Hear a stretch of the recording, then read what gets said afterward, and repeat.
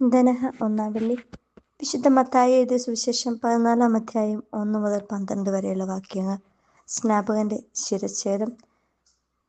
മലാക്കി പ്രവാചകന് 400 വർഷങ്ങൾക്ക് ശേഷം ഇസ്രായേലിൽ പ്രത്യക്ഷപ്പെട്ട ഒരു പ്രവാചകൻ സ്നാപക യോഹന്നാനായിരുന്നു. സ്വന്തം സഹോദരനായ പീലിപ്പോസിന്റെ ഭാര്യ ഹെരോദിയായെ നിയമവിരുദ്ധമായി സ്വന്തമാക്കിയതിനെ വിമർശിച്ചതിനാൽ സ്നാപകനെ സാമന്ത രാജാവായ ഹെരോദസ് കാരാഗൃഹത്തിലടച്ചു. ഹെരോദസിന് അവനെ വധിക്കണമെന്നുണ്ടായിരുന്നു. എങ്കിലും അവൻ ജനങ്ങളെ ഭയപ്പെട്ടു, എന്തെന്നാൽ അവർ യോഹന്നാനെ പ്രവാചകനായി പരിഗണിച്ചിരുന്നു. ആരാണ് പ്രവാചകൻ? ദൈവപ്രമാണങ്ങളെ നിഷേധിച്ച് തങ്ങളെ തന്നെ പോറ്റുന്ന ഇടയന്മാർക്ക്. എസെക്കിയേൽ 34:2. വരാനിരിക്കുന്ന ശിക്ഷയെക്കുറിച്ച് മുന്നറിയിപ്പ് നൽകാൻ ദൈവത്താൽ അയക്കപ്പെട്ടവരാണ് പ്രവാചകന്മാർ. മുഖം നോട്ടമില്ലാതെ ഉള്ളത് ഉള്ളതുപോലെ പറയുന്നവർ. അതിനാൽ അധികാരവർഗം അവരെ പീഡിപ്പിക്കുകയും വധിക്കുകയും ചെയ്ത പാരമ്പര്യമാണ് ഇസ്രായേലിലുള്ളത്.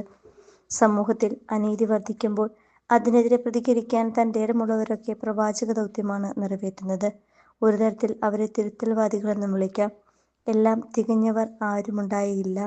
അതുകൊണ്ട് ഞാൻ നന്നായിട്ടേ മറ്റുള്ളവരെ തിരുത്താൻ പാടുള്ളൂ എന്നല്ല, മറ്റുള്ളവരെ തിരുത്താൻ പുറപ്പെടുമ്പോൾ സ്വയം തിരുത്താനുള്ള ആർജവത്വവും ഉണ്ടാകണം എന്നു മാത്രം.